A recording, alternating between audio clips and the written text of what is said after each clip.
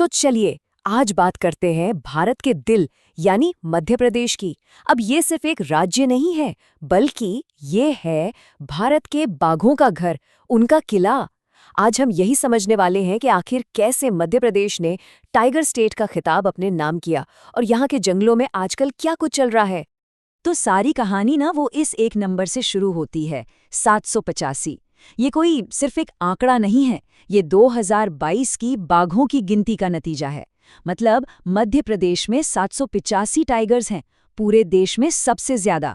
और बस इसी शानदार नंबर की वजह से मध्य प्रदेश एक बार फिर बन गया है इंडिया का टाइगर स्टेट। और जो सबसे दिलचस्प बात है वो है ये उछाल। जरा सोचिए, 2018 में थे 526 बाघ और सिर्फ 4 साल के अंदर ये गिनती पहुंच गई 785 पर। ये वाकई में कंजर्वेशन की एक जबरदस्त कामयाबी की कहानी है। पर सवाल ये है कि भाई ये हुआ कैसे। आइए इसी को थोड़ा और समझते हैं। आज हम इन 5 हिस्सों में इस पूरी कहानी को जानेंगे। पहले देखेंगे कि मध्य प्रदेश को टाइगर स्टेट क्या चीज़ बनाती है। फिर सफारी का एक्सपीरियंस कैसा होता है उसे करीब से देखेंगे। राज्य में जो नया एक्सपेंशन हो रहा है उस पर नज़र डालेंगे।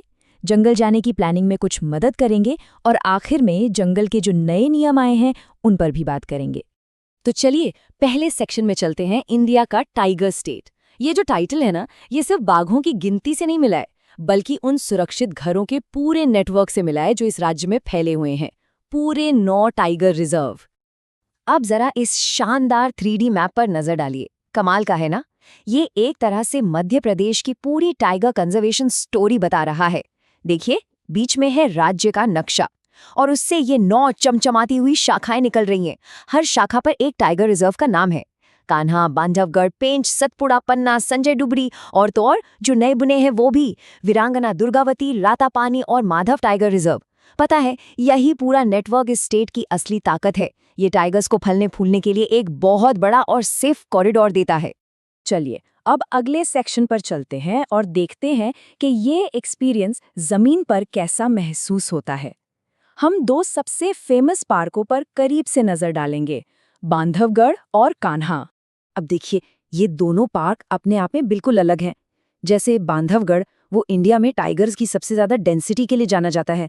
यहाँ घने जंगल हैं और एक पुराना किला भी है। वहीं दूसरी तरफ है कान्हा, जो अपने बड़े बड़े घास के मैदानों और साल के खूबसूरत जंगलों के लिए मशहूर है। और हाँ, ये रेयर बारासिंगा को बचाने वाली इकलौती जगह भी है। लेकिन एक बात याद रखिएगा, सफारी का मतलब सिर्फ टाइगर ढूंढना नहीं होता। हाँ, रॉयल बंगाल टाइगर तो मेन अट्रैक्शन है ही, पर ये जंगल तेंदुओं, स्लॉथ पेयर और चीतल सांगर के झुंडों से भी भरे पड़े हैं। जैसा हमने देखा, कान्हा में बारहसिंगा है और इन जंगलों में सैकड़ों तरह के पक्षी भी मिलते हैं। मतलब हर मोड़ पर कोई ना कोई सरप्राइज इंतजार कर रहा होता है। आइए अब तीसरे सेक्शन में देखते हैं कि ये विरासत और कैसे बड़ी हो रही है। टाइगर स्टेट का विस्तार। मतलब मध्य प्रदेश अपनी सफलता पर रुक नहीं गया है, बल्कि लगातार अपनी कंजर्वेशन की कहानी को और आगे बढ़ा रहा है। जरा इस टाइमलाइन को देखिए, कितनी तेजी से काम हुआ है। 2023 में वीरांगना दुर्गावती को 7वां रिजर्व बनाया गया। फिर दिसंबर 2024 में रातापानी को टाइगर रिजर्व का दर्जा मिला और मार्च 2025 में माधव नेशनल पार्क राज्य का सबसे नया यानी 9वां टाइगर रिजर्व बन गया। ये दिखाता है कि कंजर्वेशन एक लगातार चलने वाला काम है। और वीरांगना दुर्गावती के बारे में ये जानना तो बहुत ही जरूरी है। ये 2339 स्क्वायर किलोमीटर में फैला मध्य प्रदेश का सबसे बड़ा टाइगर रिजर्व है। लेकिन इसका एक और भी बड़ा रोल है। ये बहुत जल्द कोनों से आने वाले चीतों का भी नया घर बनेगा, जो इसे कंजर्वेशन के मैप पर और भी ज्यादा इंपॉर्टेंट बना देता है। तो अगर ये सब सुन के जंगल जाने का मन कर रहा है तो हमारा अगला सेक्शन बिल्कुल इसी के लिए है, सफारी की प्लानिंग। चलिए इस जंगली दुनिया की सैर के लिए एक छोटी सी गाइड तैयार करते हैं। सबसे बड़ा सवाल, जाना कब चाहिए? देखिए, दोनों मौसमों का अपना मजा है। सर्दियों में मतलब नवंबर से फरवरी के बीच मौसम ठंडा और बड़ा अच्छा रहता है, तो सफारी का मजा दुगना हो जाता है। वहीं गर्मियों में यानी मार्च से जून गर्मी तो होती है, लेकिन यही वो टाइम है जब टाइगर और दूसरे जानवर पानी के पास आते हैं, तो उन्हें देखने के चांस भी बढ़ जाते हैं। सफारी की प्लानिंग करते वक्त इन 2 शब्दों को समझना बहुत जरूरी है, कोर और बफर। कोर एरिया मतलब पार्क का सबसे अंदरूनी, सबसे महफूज हिस्सा, जहां वाइल्ड लाइफ सबसे ज्यादा होती है और जहां जाने के नियम बहुत सख्त होते हैं। और बफर एरिया कोर के चारों तरफ का इलाका है जो जंगल और इंसानी बस्तियों के बीच एक ट्रांजिशन जोन का काम करता है। और बुकिंग कैसे करें? ये बहुत सिंपल है। Step 1, Madhya Pradesh forest department की ऑफिशियल वेबसाइट पर जाना है।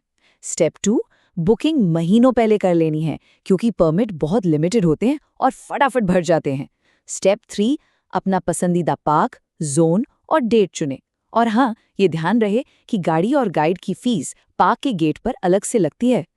और अब आते हैं हमारे आखिरी और शायद सबसे जरूरी सेक्शन पर, जंगल के नए नियम। सफारी पर जाने से पहले ये जानना बेहद जरूरी है क्योंकि हाल ही में कुछ बड़े बदलाव हुए हैं। इन बदलावों के पीछे की सोच इस एक लाइन में छिपी है। भारत की सुप्रीम कोर्ट ने कहा, पर्यावरण के लिए हमारा नजरिया प्रकृति केंद्रित होना चाहिए, न कि मानव केंद्रित। और यही सोच इन नए नियमों की बुनियाद है। तो नए नियम क्या हैं?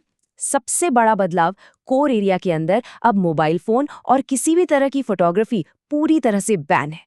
जी हाँ, बिल्कुल बंद। दूसरा, पूरे स्टेट में अब नाइट सफारी नहीं होगी। और तीसरा, पार्क एंट्री और गाइड की फीस भी करीब-करीब 10% बढ़ गई है। इस बढ़ोतरी को समझने के लिए ये बार चार्ट देखिए। ये पेंच के कोर एरिया का एक उदाहरण है। पहले जहां एंट्री फीस 2400 रुपये थी, अब वो बढ़कर 2640 रुपये हो गई है। ये दिखाता है कि कंजर्वेशन की लागत का एक छोटा सा हिस्सा अब सफारी की कीमतों में भी नजर आएगा। और इन सब नए नियमों और बदलावों के बाद एक बहुत बड़ा सवाल हम सब के सामने आकर खड़ा हो जाता है कि जैसे जैसे टूरिज्म बढ़ रहा है, तो हम सब अपनी नेचर को देखने की इच्छा और उसे बचाने की जो असली जरूरत है, उसके बीच एक सही बैलेंस आखिर कैसे बना सकते हैं? ये एक ऐसा सवाल है जिस पर सोचना हम सब के लिए बहुत जरूरी है।